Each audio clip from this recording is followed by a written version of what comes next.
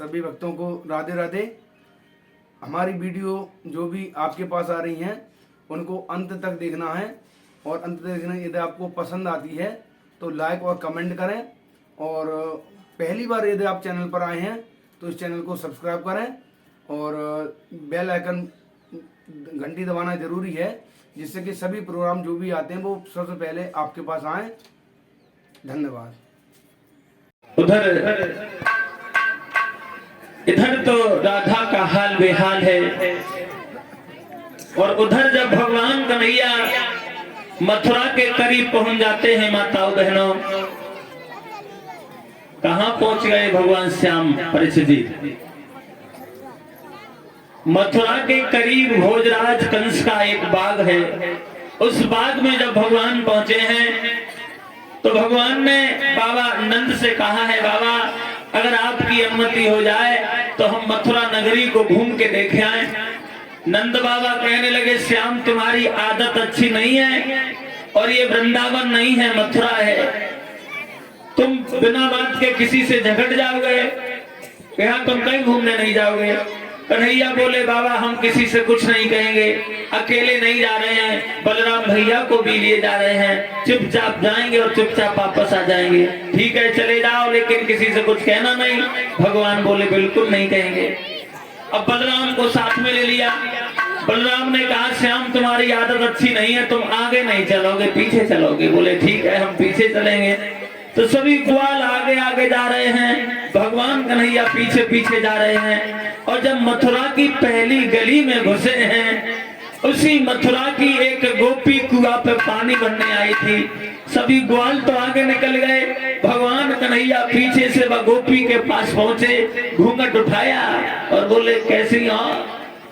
दामा ने देख लिया, दामा चिल्लाने लगा, बलराम भैया तुमने मना किया था किसी से बातें नहीं करना, देख लो खड़ा खड़ा किसी से बातें कर रहा है।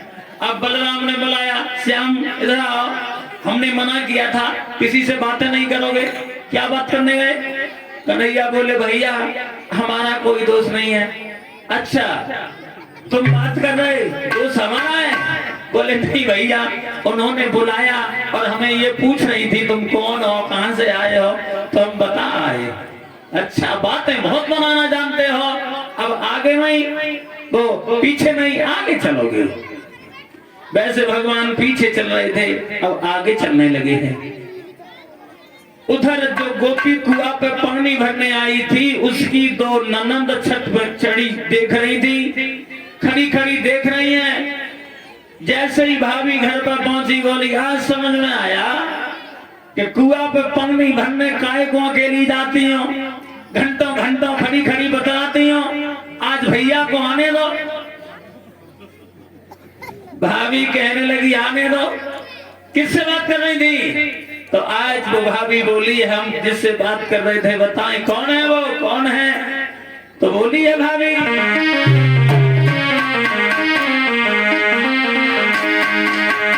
रमते हैं रोम रोम में भगवान वही है। जिनसे हमारी बात हुई वो परम पिता परमेश्वर है। रमते हैं रोम रोम में भगवान वही है, व्यापक है व्योम ओम में श्याम वही है।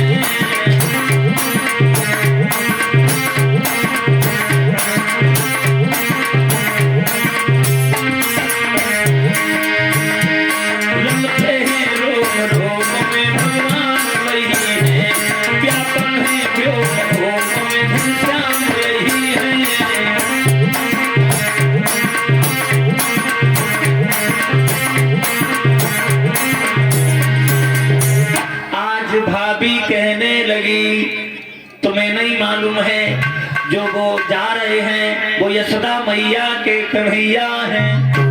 कौन है? बोले यशोदा मैया के कन्हैया। दोनों कहने लगी, भाभी तुम तो बड़ी किस्मत वाली हो जो तुम्हारी बात भगवान श्याम से हो गई। बोली भाई भैया से कह देना आ जाने दो। तो ननद कहने लगी, भाभी हमें माफ करना, तुम्हारा तो जीवन बन गया, तुम्हारी तो बात भी हो गई, इधर वो आपस में बातें कर रही हैं, लेकिन इधर भगवान कन्हैया मित्र मंडली के साथ आगे बढ़ते जा रहे हैं। भागवत में प्रमाण मिला है कि भगवान का एक परम भक्त, देखिए यहाँ पे कुछ लोग इस चीज को थोड़ा अलग तरीके से कह देते हैं। कहने में अंतर है और कहने में अंतर डालने से ही कहानी गड़बड़ हो जाती है। एक भगवान का परम भक्त जो किसी कारणवश उसे भूतल पे आना पड़ा, जैसे कई प्रमाण है, टाइम लग जाएगा इन बातों में बताने में। देखिए जैसे हिरण्यकश्यप और हिरण्याक्ष हुए थे, रावण और कुंभकर्ण हुए थे, ये हमारी तुम्हारी दृष्टि में ये राक्षस है, लेकिन ये भगवान के परम भक्त थे। हमारी तुम्हारी नॉलेज में ये राक्षस हैं, लेकिन ये भगवान के परम भक्त थे, भगवान नारायण के पार्षद थे। ये दोनों पार्षद थे भगवान नारायण के, लेकिन सनत कुमार ऋषियों के श्राप के कारण इन्हें राक्षस होना पड़ा था 3 जन्मों तक। ऐसे ही जहां भगवान कन्हैया रास्ते में जा रहे हैं, उधर भगवान का एक परम भक्त जो जाति से धोबी है, जाति से धोबी, लेकिन एक आदत बुरी है। कौन सी?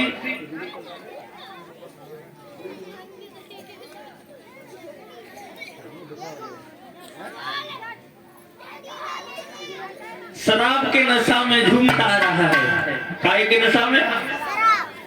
शराब के नशा में। आज हमने दिन में बताया भी था शराब के बारे में, और शराब का कुछ आलम होता भी ऐसा है। शराब के नशा में बेचारा झूमता आ रहा है, ब्रेक लग गई तो ठीक न, कभी जाति बार में लग जाता है, कभी जिसकी बार में लग जाता है। और शराबियों का आलम ही कुछ ऐसा होता है। देखिए बात आ रही है तो अब बतानी पड़ेगी। देखिए 2 शराबी रहे परीक्षित जी।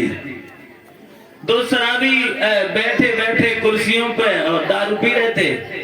कुर्सियों पे बैठे थे, दारू पी रहे थे। पहले तो कुर्सियों पे बैठे थे, पीते रहे। पहले कुर्सियों पे थे, बाद में कुर्सियों के ऊपर हो गए। अब जब कुर्सियों के ऊपर भाई, अब एक नीचे अकेले बातें कर रहा है और कह रहा है,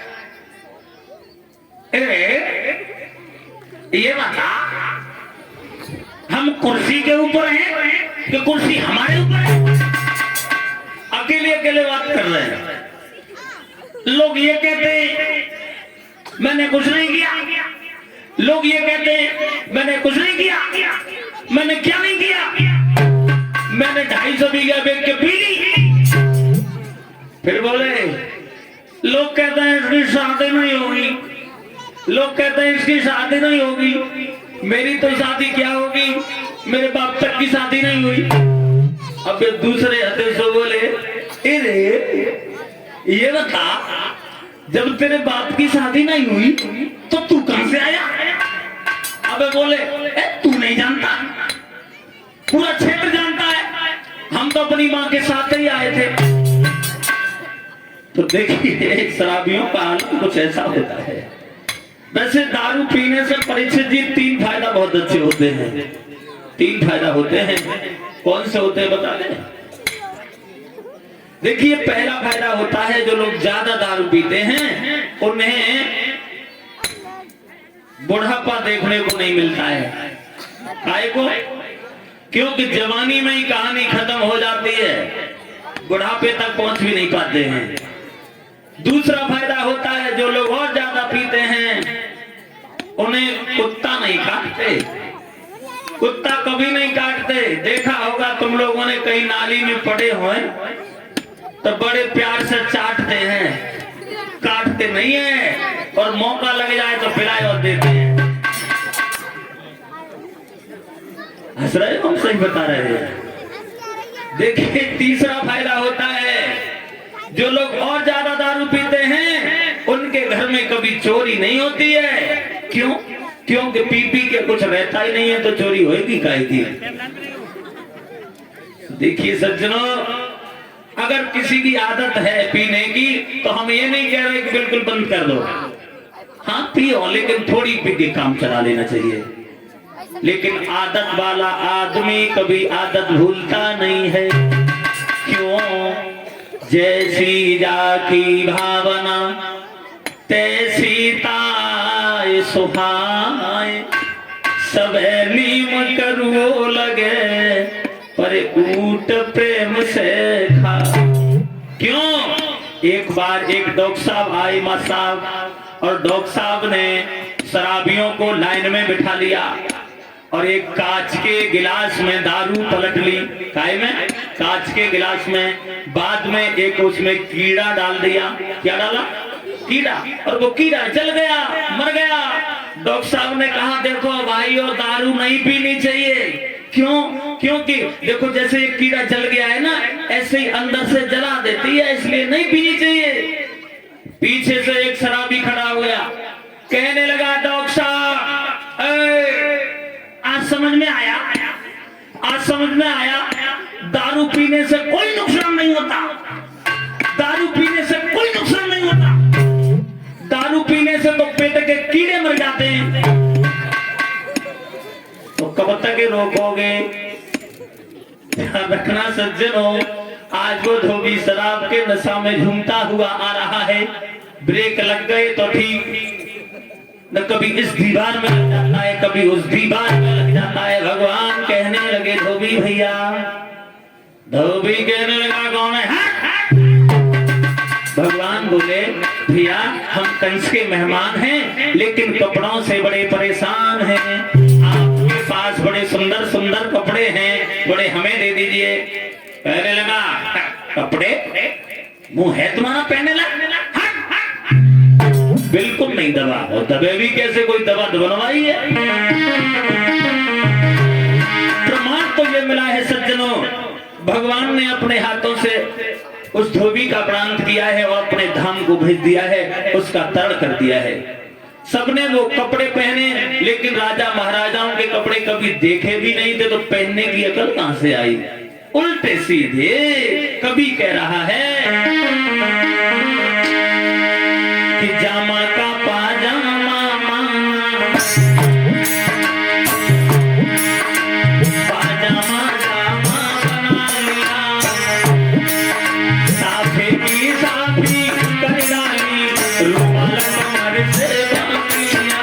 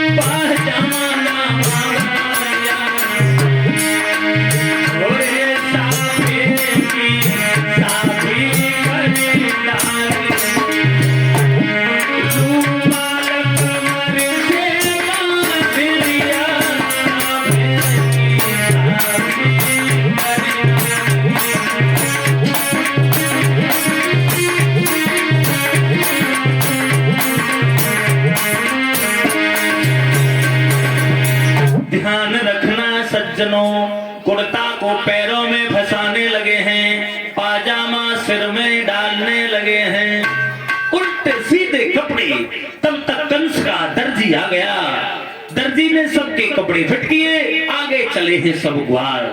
सामने क्या देखा है? सामने से एक बहुत सुंदर, कितनी सुंदर, बहुत सुंदर, चेहरा बहुत काला है, कुरूप है, बिखरे हुए बाल हैं, बड़े बड़े नाखून हैं, 3 जगह से टेढ़ी और पीठ में एक कुब्बा बना था। नाम है कुबेजा। क्या नाम है? कुबेजा। और देखिए ये 50 रुपए भिजवा रहे हैं सुमित माथुर, जो हरनामपुर से आए हैं। और ये 50 रुपए भिजवा रहे हैं देवेंद्र माथुर जी, जो इसी गांव ननाखेड़ा के रहने वाले हैं। 50 रुपए धर्मवीर माथुर जी, तो इसी गांव ननाखेड़ा के रहने वाले हैं। कामना करते हैं भगवान ऐसे भक्त लोगों को हमेशा आगे बढ़ाते रहे। बोलिए गोविंद भगवान की। सामने से कौन आ रही है परीक्षित जी? कौन है? कुबिजा।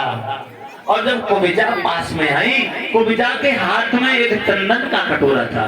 क्या है? चंदन का कटोरा। भगवान कन्हैया बोले, कुबिजा कहाँ जा रही हो?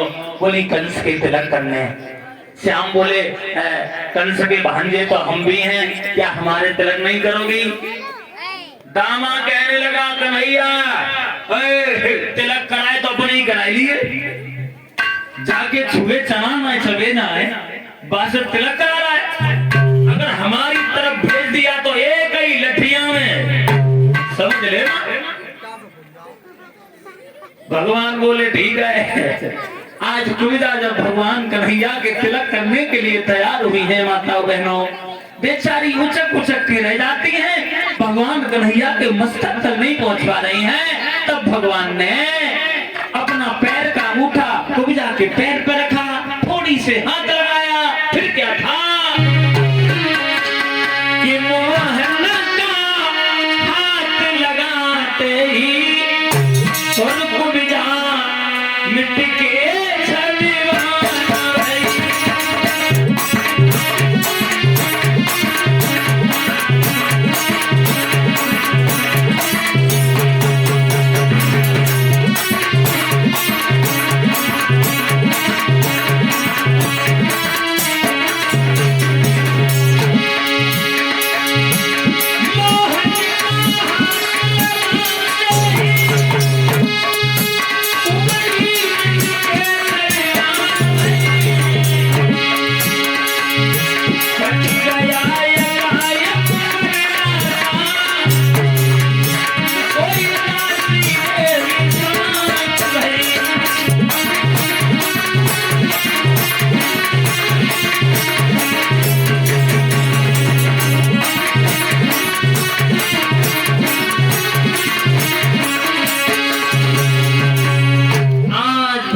कन्हैया ने जो हाथ लगाया, झटका दिया, वो कुबड़ी एक साथ देवी के समान बन गई। और जब देवी जैसी हो गई, भगवान के तिलक किया। भगवान ने धीरे से कह दिया, अब तुम जाओ, चली जाओ। और जैसे ही कहा जाओ, दामा कहने लगा, अरे कन्हैया क्या है रे, हमारे तिलक नहीं कराएगा? कन्हैया बोले, अभी तो तूने मना किया था। दामा कहने लगा, मना किया तब किया, लेकिन अब थोड़ी हमारे भी तिलक कराओ। तो भगवान ने कुबिजा से कहा है, कुबिजा सबके तिलक करो। आज कुबिजा सबके तिलक करती हैं। तो ये जो दामा था थोड़ा चंचल स्वभाव का था। दामा ने धीरे से कुबिजा के कान में एक बात कही, कुबिजा कहीं हिसाब बनो, शादी भाई क्या है भाई? तो आज कुबिजा बोली कि दामा के ऐसे वचन सुने, आज कुबिजा बोली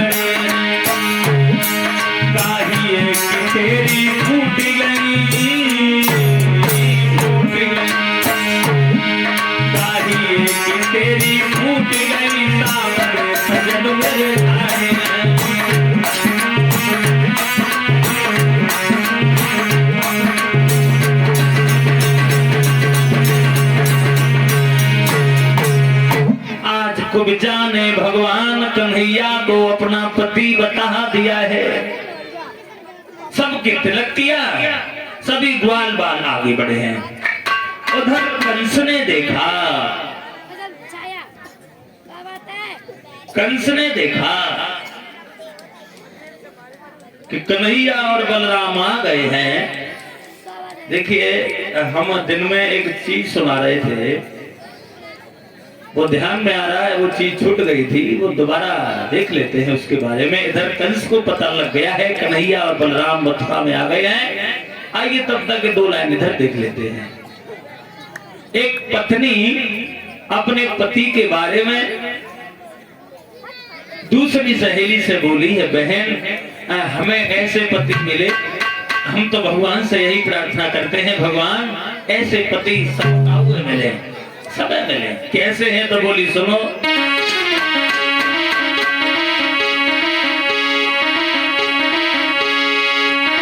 कि मेरे साथ को वरना होई मेरो भूलो नसीब मोई दिए पति मन।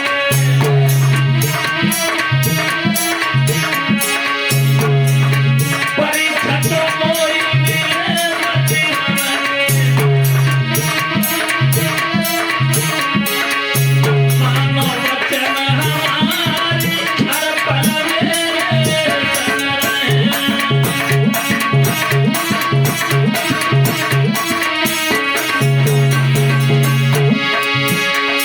कैसे है तो बोली, सुनो बता रहे हैं। अरे भोर होता ही उठे हाथ झाड़ू ले जाई घर आंगन समझाने।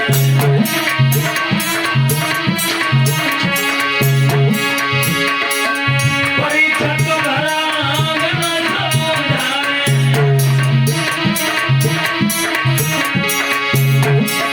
चाय की चिंता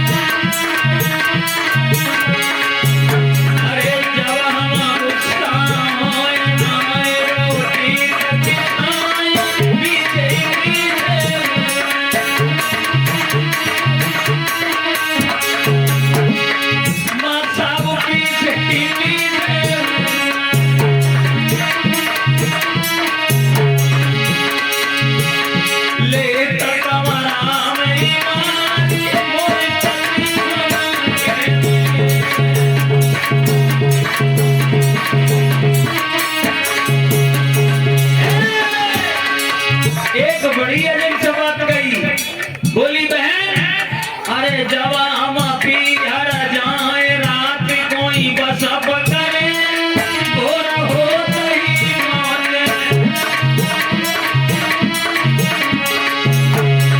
लियावे संगली आई मोई पति मन के मिले।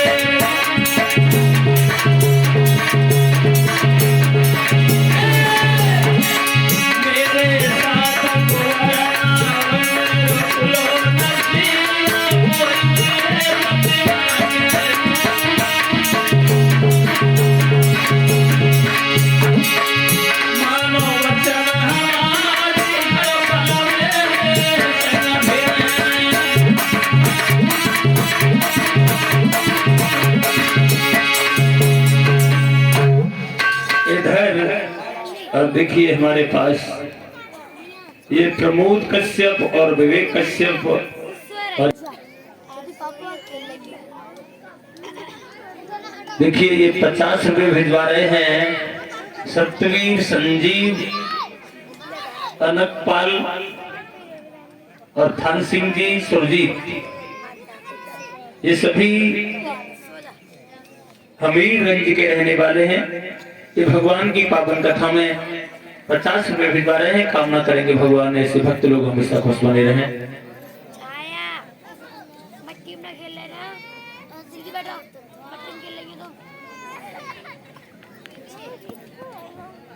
देखिए ये 50 रुपए हमारे पास भिजवा रहे हैं हमारे योगेश साहब, जो हमारे क्षेत्र से ही हैं, थोड़ा अंतर है। कामना करेंगे भगवान ऐसे भक्त लोग हमेशा आगे बढ़ते रहें, समाज में सम्मान मिलता रहे। बोलिए गोविंद भगवान की। देखिए इनका एक गीत है, ये प्रमोद वगैरह जो हैं, आइए एक लाइन देख लेते हैं। और अच्छा भजन लिखा है इन्होंने।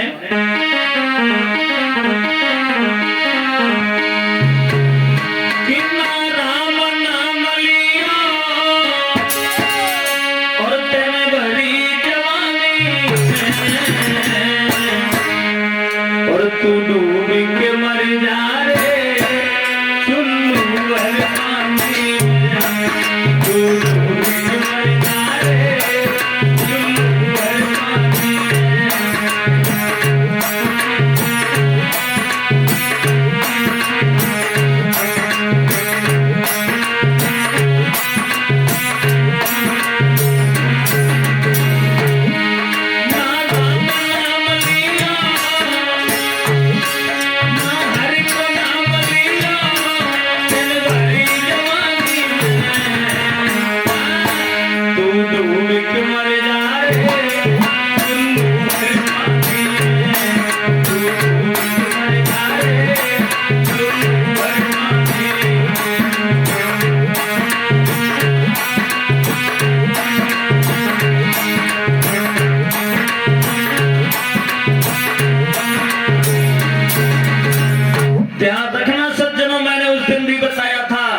जवानी बड़ी महत्वपूर्ण होती है, लड़कपन गुजरता है नासमझी में, बुढ़ापा गुजरता है मजबूरी में। जवानी ही वो पन है जिसने जवानी में अपने जीवन की ओर ध्यान दे दिया, उसके सामने कभी दुख नहीं आए।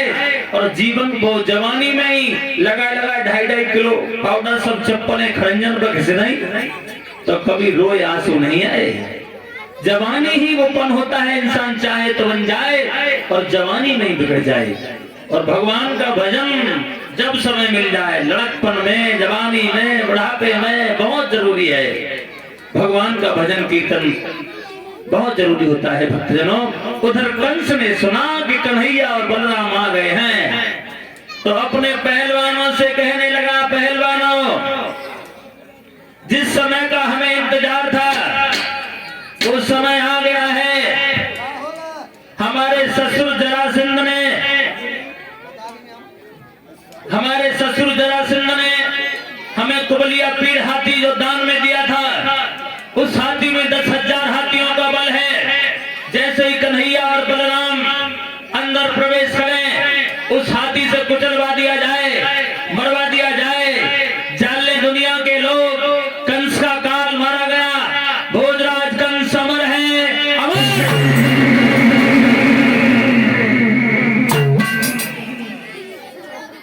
ध्यान रखना सज्जनों, वही हुआ, हाथी को दरवाजे पर लगवा दिया। और जब हाथी को दरवाजे पर लगा दिया है सज्जनों, कन्हैया और बलराम पहुंच जाते हैं। भगवान श्याम ने हाथ जोड़े, कहा पीलवान भैया हाथी को हटा लो। पीलवान बोला ऐसे नहीं। कैसे? बोले पहले हाथी से लड़ना पड़ेगा, उसके बाद अंदर जाओगे। भगवान बोले हम जरा से बच्चे हैं, हाथी का सामना कैसे कर सकते हैं, हटा लो। बोले ऐसे नहीं। पीलवान बोला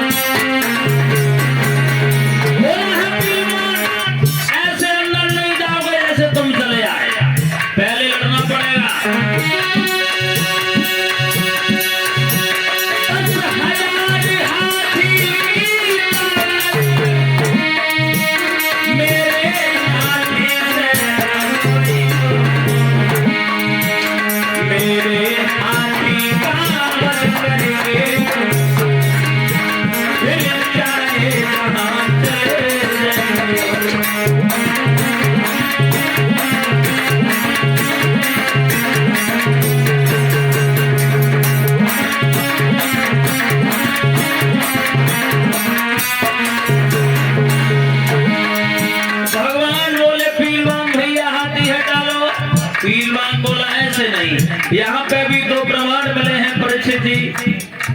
हाथी ने जब भगवान को सामने देखा है तो वो लड़ाई नहीं, बैठ जाता है, उठाई नहीं। लेकिन दूसरा विद्वान कह रहा है भगवान कन्हैया ने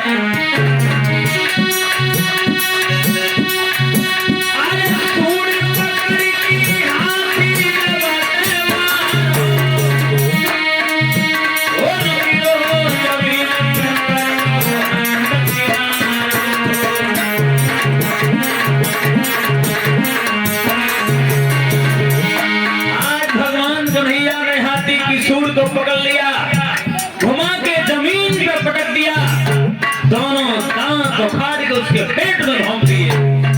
इतना काम करने के बाद भैया करके द्वारों साधु कन्हैया सभा में घुस आया। भैया करके द्वारों साधु कन्हैया सभा में घुस आया।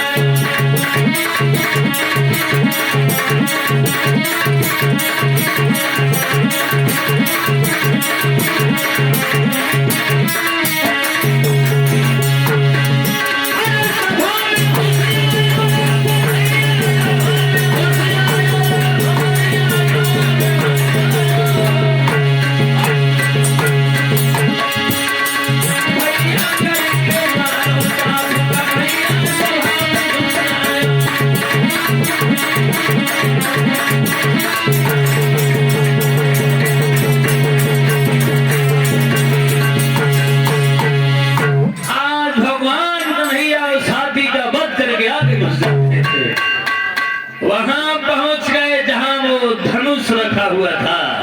क्या रखा हुआ है? धनुष। पहरेदार लगे हुए हैं। पहरेदारों ने भगवान श्याम को रोक लिया, कहा खड़े हो जाओ, ऐसे अंदर नहीं जाओगे जैसे चले आए। कैसे जाएंगे? भगवान कहने लगे पहरेदारों तुम्हें नहीं मालूम,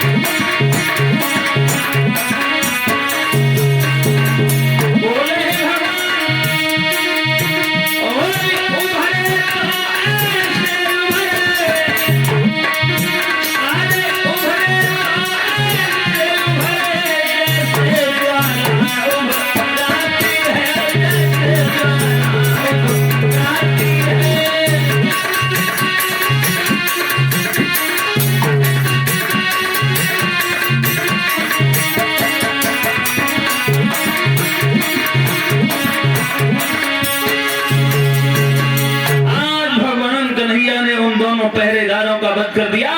उन दोनों का वध करने के बाद भगवान वहां पहुंचे जहां धनुष रखा हुआ है। धनुष को उठाया, तोड़ दिया।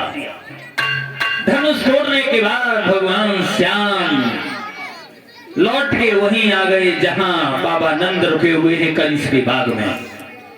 इधर पूरी रात लेट के विश्राम किया है सभी वृंदावन वासियों ने कंस के बाग में। और ये हमारे पास 50 रुपए भिजवा रहे हैं आकाश माथुर और विकास माथुर। ये लोग 50 रुपए भिजवा रहे हैं। कामना करेंगे भगवान ऐसे भक्त लोगों को हमेशा आगे बढ़ाते रहें। और देखिए ये 20 रुपए भिजवा रहे हैं हमारे राहुल शर्मा साउंड ऑपरेटर जो कचरा से हैं।